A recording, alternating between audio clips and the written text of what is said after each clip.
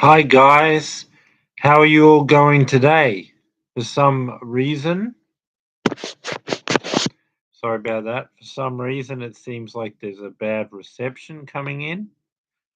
I hope that's going to get better with time, but I'm live, so not much I can do as I don't know the reason for it.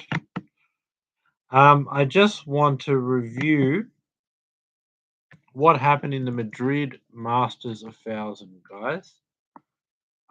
So as we know, Alcaraz won the match. I predicted in my preview that Alcaraz would win the tournament from the beginning, and he wins at 6-3, 6-1 over Zverev. I mean, Zverev has that serve attacking game, shorten the point, take time away, try to sort of be the taller, bigger guy, not want to get in the rally. The problem is the problem is that Alcaraz has that same ability with power of forehand and backhand to shorten the point, take time away, end points. And as a matter of fact, he might, because of his forehand, is probably more powerful than any shot Zverev has. So I would say that he would probably have more power overall just because of the forehand. By the backhand, he matches Zverev. Forehand, he's got more. But then he's got more speed, he's more consistent, he can get in the rallies. The big advantage Zverev has is the serve. Alcaraz returned well. Zverev didn't serve amazingly. Alcaraz was able to get the balls back deep enough to get him into a rally, and then he had the power to finish the point. Once he got into 50-50, he could overpower Zverev. And once you're talking about a 50-50 rally, Alcaraz going for it with his power game, pushing Zverev onto the defense, right? And then, like, you got a combination with Zverev's sort of speed is only average. Alcaraz's power is quite extreme. Zverev was always getting to these balls a step slow, a step late. You need to be extremely fast to have a chance. But Alcaraz with the power of forehand, backhand to finish points, and Zverev not that elite level of defender, a bit slow, arriving late to the balls. Whereas when Zverev was trying to hit it through the slow clay court. I mean, it's a fast clay court actually because of the altitude, but just to hit it through a clay court against a great defender like Alcaraz, you need a huge, big shot like a Nadal forehand, a Thiem forehand, or a Renka backhand. He didn't have it, so he didn't have a huge shot to finish the point, and that gave Alcaraz more time to get to the ball, and Alcaraz has amazing speed, so he really struggled to find anywhere to go. With the combination of being a clay court, not having that huge big stroke to end points, and Alcaraz being a great defender. But then when Alcaraz was in control, he did have that big shot. He's got power off forehand and backhand, and he didn't need to hit it that hard because, like I said, the rev's a bit slower. So even if you're hitting it at sort of an 8 out of 10 speed, just because the rev's not an elite defender, you're going to have enough power to finish points. But Alcaraz had more than that.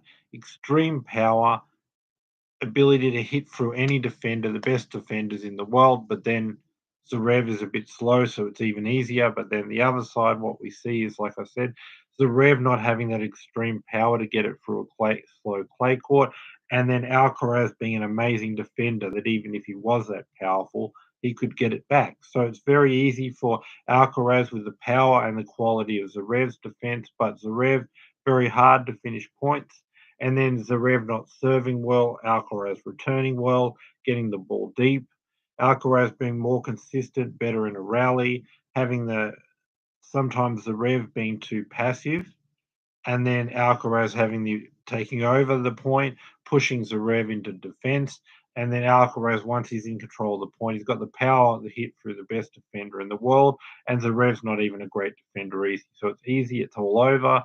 Whereas Zverev got his serve neutralized, got forced into rallies on his own serve, and then in those rallies, it was very hard for him to finish, to get not being able to generate that huge big shot, and Alcaraz being very fast. So Alcaraz out rallied him, um, in the longer rallies, being more patient, more consistent there. He had more power to finish the point. He had a defender that wasn't great to sort of get back his powerful shots. And then Zverev didn't have the power to end points himself. And then it made it even harder that he didn't have that finishing shot with Alcaraz's great defense. And then Zverev not serving well and Alcaraz returning well, forcing Zverev into too many rallies, being overpowered in the rallies, and just too many 50-50 rallies on Zverev's service game.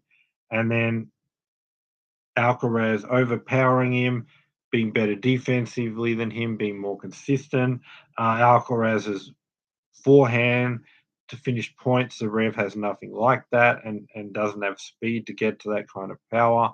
And then on Zverev's end, nowhere to go because you don't have that big shot to win the point, and you got to get it through a clay quarter against a very fast defender like Alcaraz. So defense, offense, consistency. The one advantage the Rev could have had is the serve, but then great returning from Alcaraz, not good serving, then a lot of errors. Once he didn't want to be overpowered by Alcaraz, he tries to go for too much. He makes a whole lot of errors, and then if he's passive, Alcaraz controls the rally, bosses him around, and Alcaraz is always able to get in those rallies because of the returning ability and poor serving for Zverev. So Alcaraz is your 2022 Madrid Masters 1000 champion. Let's just let's just preview the Rome Masters now. I'm going to go to the draw right now. Let's look at Djokovic's part of the draw since he's the number one seed. He's got Karatsev. That could be a very tough match. Karatsev has beat him in the past on clay too, but the way Karatsev has been playing Djokovic and the way he was at an elite level against Alcaraz, almost winning, he'll be too good for Karatsev. Then Wawrinka and Jerry, he'll beat any of those guys. I mean, Wawrinka's just coming back from a long time out of the game, so I don't think he'll be his best. Wawrinka at his best can actually beat Djokovic on clay, but I don't think he'll be there, so Djokovic will win that. Then, as we look to who would be his quarterfinal, Aliassime would be the toughest guy he would meet. Aliassime is very poor on clay. Djokovic will like get back all of his serves, force him into rallies, move him around, expose the lack of movement, and then Aliassime will have to go for too much power too close to the line to get past Djokovic's defense on the slow clay court and make errors. He'll be either moved around in long rallies or going for too much, making errors. Be forced into too many rallies on his serve, so straight sets. I think he'll win that. So that'll push him through to the semi-finals. Let's look at Nadal's part of the draw, right? Nadal is going to get Isner or Sarandalo. I mean, now Nadal has like played 3 matches in Madrid, 3 long matches that really help him get to fitness. He's had to try to do it on his worst conditions, the worst clay court he could face, the worst situation, that only the first few matches coming off the injury, but he still got to a decent level and got a lot of match fitness to be better for the future. And now that he's had the chance to be better for the future, where he would, even if they stayed and played another tournament in Madrid, just because his second tournament back, he would be a lot better. But then he's going to get the double positive to be better for 2 reasons. Um, because we're going to sea level to a slower clay court. It suits his game. He's much better. So regardless of how he's playing, he would be better here because it's sea level and it's Rome. Forgetting about how much he played, just moving to Rome, he's going to be better anyway, right? But then in addition to that, it's his second week back, and on any court, on any altitude, because it's his second week back, he's just game on any court, any surface will be better. But then when you add that to a double positive as a court that suits his game, and when he's playing all the time, he's much better at Rome than Madrid anyway. So he's getting his game better with the second week, and then he's getting a court that he's much better than Madrid when he's playing all the time on both courts. So that's going to make a huge difference. Of saying now it's my second week better, my game's better, and then adding to that a sea level clay court that you perform much better than Madrid anyway. So I see him doing well here. But yeah, he'll beat Sarandalo Isner in straight sets. Then he'll get probably Shapovalov. It could be anyone. They met the same stage last year. It was 3 hour, 3 sets, but I don't see that happening again. I think it's going to be straight sets for Nadal. Like Nadal would just get back most of his serves by standing far back on the court, force him into rallies, boss him around with a forehand. When Shapovalov doesn't want to be bossed around, he's going to hit it too hard, too close to the line, too much risk, make too many errors, and if he plays it safe, he just gets bossed around by Nadal. Nadal beat him at the Australian Open even when he was in the heat. He was exhausted, not his best. But now he will be at his best on his best court. So straight sets for Nadal there. Then in the quarterfinals, he's going to be playing Casper Ruud, but surprisingly, Casper Ruud has not been playing that well on the clay court season. So I just think that they're both clay quarters, big forehands, like to play on the clay. But just like when Nadal plays the other Spaniards, it ends up being Nadal just standing in the middle, overpowering them with his forehand. Long rallies where Nadal's standing in the middle, pushing them around. They're running right to left. They have nothing to threaten Nadal, and it's just two consistent rallies with good defense. But Nadal with more power in his shots, especially the forehand, just bossing them around, doing the same thing but better. I think you'll see that here with him and Casper Ruud. He's a better version of Casper Ruud. They're both consistent. They've both got great defense. But Nadal's got more power on his forehand and more power overall. So he's just going to boss right around, control the rallies, probably win in two really close sets. Could be a third. But Nadal will move through to the Djokovic match. Now let's look at the other side of the draw. I think Zverev is going to beat Sebastian Baez. He's going to beat Demonor straight sets. You'll overpower him there. Then he's going to move through to the quarterfinals. Um, Probably Cameron Norrie, I'm guessing. He'll overpower him, shorten points, take time, come into the net, finish straight sets. Then he'll be through to the semi-finals. So, what about Tsitsipas? Tsitsipas is part of the draw. He's gonna beat Dimitrov. He'll just overpower him with a forehand, come into the net and finish. That'll be straight sets. Then whether it's Pablo Carreno or Busta or Hachinov, Pablo Carreno or Busta, he's going to overpower him with a forehand. Um, Come into the net, finish. Busta won't even have any time. Will just be bossed around. Hachinov, I mean, they're both going to have the power on the forehand, but he'll have it more consistently, better ability to finish in the net. And when he hits it really good with his forehand, Hachinov is too slow. When Hachinov plays his power game, at least Tsitsipas can use some defense and turn it around and get in an attacking position. And when he's attacking, Hachinov's terrible at defense, so he'll just be bossed around, won't be able to do anything about it. But when Hachinov is in control. One, he's inconsistent, so he'll make some errors and not win all the points that he's ahead in the point. Two, Tsitsipas has got defense, so he's going to have to hit a few good shots to end it. But when Tsitsipas is in control, he'll be consistent. He won't really make the errors, and Hachinov will be too slow, make it too easy for him. So either way, I think that'll be. I think either way, that's going to be straight sets. Then you move through to the quarterfinals, and he'll play Rublev. They just met in Madrid. It came right down to the end of the third set, and Tsitsipas won that. Um, I just see Tsitsipas doing a similar sort of thing, and because it's a bit of slower clay court, it's going to suit his game even more than it did at Madrid.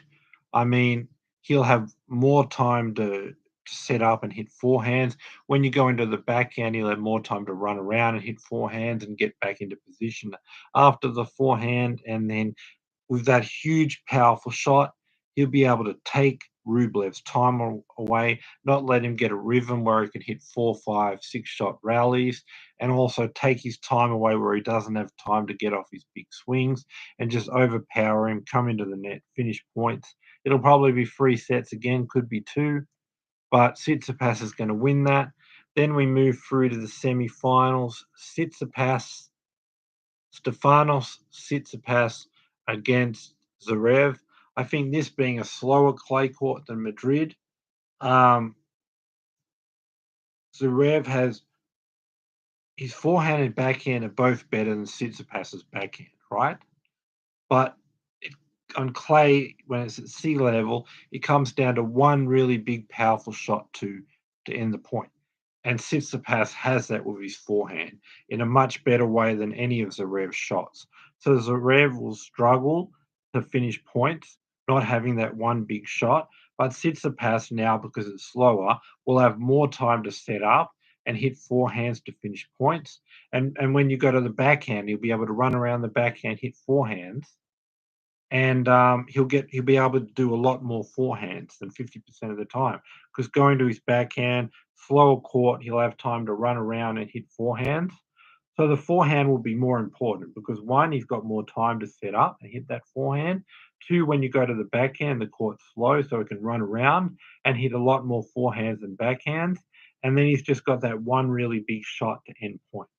Whereas the Rev, he's got a better shot on both forehand, backhand than Tsitsipas's backhand, right? That's something I'm sure about. But the fact that it's slower and now he's going to struggle to end points, and the fact that Tsitsipas does have that forehand and can win end points early, like he did in Monte Carlo, and then the fact that the forehand is more important because he can hit more forehands. Because when you go to the backhand, um, yeah, when you go to the backhand, he can like run around and hit forehand. So he'll be able to hit way more than 50% forehands. And I think the forehand will win it. But it'll be three sets. Sorry about that, guys. Yeah, it'll be three sets, but I'm going to go with Tsitsipas in this one. Second semi-final, Nadal Djokovic. They've met 2019, they met in Rome. Nadal won. 2020, Djokovic won. 2021, they met again. Nadal won. I think they met in 2018. Nadal won. Well, Nadal's won the last three here in Rome. I'm saying Nadal will win in three sets.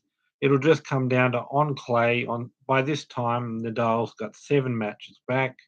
I mean, he only had 3 matches before the Australian Open after 6 months off. If he was able to win that, by his seventh match on clay, he'll be even better than his seventh match would be on a hard court. He'll be getting close to peaking.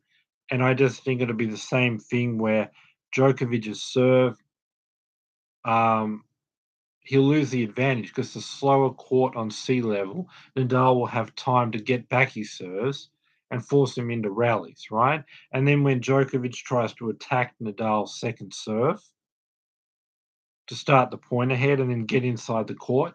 Well, when he attacks Nadal's second serve, the court's going to slow it down. Nadal will have enough time to get back to get that ball back and get it deep and force him into a 50-50 rallies. So there'll be all these 50-50 rallies, but Djokovic will struggle to get it through this slow clay court and through a great defender in Nadal to finish points. But Nadal will have time to set up on his forehand on the slow court. And with time to set up on his forehand, that forehand has the power to get through any kind of slow court and any kind of defender, even in Djokovic. So he'll have that one weapon that he can hit through to end these 50-50 rallies because there'll be so many of them to get through this very slow court and to get through a very great defender in Djokovic to finish points. And when you go to his backhand, he'll be able to run around. He'll be able to hit more forehands than he usually would. Um, And then when you go to his forehand, he'll have time to set up to really get off a good forehand. And Djokovic's advantages will be taken away because, like I said, Nadal will be able to get back most of his serves, force him into 50-50 rallies. When Djokovic attacks his second serve, he'll be able to get that back, force him into a 50-50 rally. They're both great at defense. They're both consistent. But it'll just come down to when it's on a slow court, you have time to set up on the forehand. Nadal has that one big shot in his forehand to get through a slow court and to get through to get through a slow court and to get through a great and fast defender in Djokovic to end points. But Djokovic doesn't have that same ability when it comes to a very slow court and a very great defender in someone like Nadal, the ability to have that one big shot to get through the slow court and to get through the great defender, he's really missing that. So I think that'll be the advantage for Nadal. And then, like I said, he'll be able to hit more than 50% forehands because if you go to the backhand, he can run around, hit the forehand. And even if that one big forehand's not ending the point, what it does is it makes the next ball shorter. Then he can go for more, and then the following ball shorter, and he keeps hitting it harder and harder until he ends the point. Whereas Djokovic is really going to struggle to finish points from his end to get it through this court and through Nadal's great defense. So I just think that'll be the main thing there. They're both great defenders, both consistent, both good at rallying. But when Nadal's got time to set up on his forehand, you can't get it through the court before he can get the big swing off. When you go into his backhand, he can run around and hit forehand. And when with this time to set up, he's got this big weapon to get through this court and end points. But Djokovic doesn't and struggles to get through a slow court against a fast defender. That'll be the edge. But I'm saying 3 sets to Nadal, then he'll move through and play Tsitsipas in the final. And I'm just going to say, I think that like Nadal's a bit better defensively, a bit more consistent on his forehand. He'll be able to get back Tsitsipas's big serve and get them back deep and force him into rallies. And then he'll be able to get off his forehand, move Tsitsipas around. And you're talking about a big guy who's kind of average at defense, and Nadal standing in the middle, forcing like Medvedev does, forcing him into rallies, moving him around, expose the lack of movement, just be long rallies. But it's worse because it's Nadal's forehand. And Nadal's forehand's better than what Medvedev does to him because it's got more power on it, and Nadal has the time to set up on a slow clay court. They'll both have that big forehand, but like I said, Nadal has the consistency with it, where he can hit 5, 6, 7 shots till he gets past the defense. He's got better defense than Tsitsipas. And when he's moving Tsitsipas around with the forehand, Tsitsipas doesn't have the speed, and then Nadal's just got him every time. Nadal can hit the forehand across the court, high up against the one-handed backhand, and can expose Tsitsipas's weakness there. He can take away his ability of serve by standing far back on a slow clay court, again forcing him into rallies, moving him around, expose the lack of movement, forehand into the one-hand backhand, he can go to that. But when Tsitsipas is in control of the point, even with the forehand, getting through this slow court with Nadal's defense and Nadal's ability to stand back and make him hit 5 good shots to end points every time. And he's going to be frustrated. He's going to go for too much. He's going to make errors. When he pulls it back a bit, Nadal's going to get him in long rallies, move him around, and with Nadal standing in the middle, moving him around, the big guy's movement isn't good enough. And then Nadal can also go into the one-handed backhand high up and again cause him problems there. But it'll be mostly about Nadal getting his serve back, Nadal moving him around, exposing the lack of movement. But when Tsitsipas is trying to be in control, he needs to go for too much to get through this court and Nadal's defense. But Tsitsipas, again, I think he will, considering Nadal still coming back, he will be quite good, but I think it'll be Nadal's going to win this in 3 sets. So Rafael Nadal will be your 2022 Rome Masters champion. I just think, like I said, first few matches after being out for 6 weeks, he needed time to find his feet. And with him not being at his best and not being at his best on his worst clay court event at altitude, he had a double negative. He had the court was not the speed that he wanted, and his game was not at the level he wanted. And then when you bring your level of play that's far away from what it needs to be, and you bring that onto a court that doesn't suit your game, it's like a double negative and you're far off. But now he's second week back, he's ready to hit form, he's ready to play at his best. And even if it was at Madrid, he would do much, much better than he did last week. But then when you bring that really much higher level, instead of bringing it back to the same court where you would have been better anyway, you bring it to an even better court and you've got this double positive, and now you're good enough to win. And in Madrid, he wasn't that far away from winning because he pushed Alcaraz to a close three-setter. So he just needs to improve a bit. And if that match against Alcaraz was at Rome, just that change of surface, he may have won. But then when you add the change of surface plus his game being a lot better now, I think it's going to be good enough for that Rafael Nadal unbeatable level on clay. He'll have a couple of tough matches with Djokovic in the semi-final, Tsitsipas in the final. But in the end, for the reasons I've mentioned, I think he's going to be too good. Guys, come back on sort of Friday, Saturday. I'll be previewing the semi-finals of the Rome Masters, and then the following day I'll preview the final. I'll have the up-to-date information. I would have seen all the matches. I'll see how everybody's playing going into these semi-finals. I know the exact players there, and I can give you a more accurate preview of the semi-final the day before it happens with all the knowledge of how the players got there and exactly who's there. So be back here Friday, Saturday for my Rome Masters semi-final preview. Then the following day, I'll preview the Rome Masters final.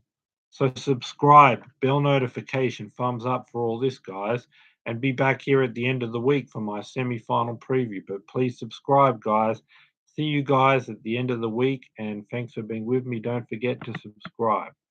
Bye for now, guys. See you guys soon.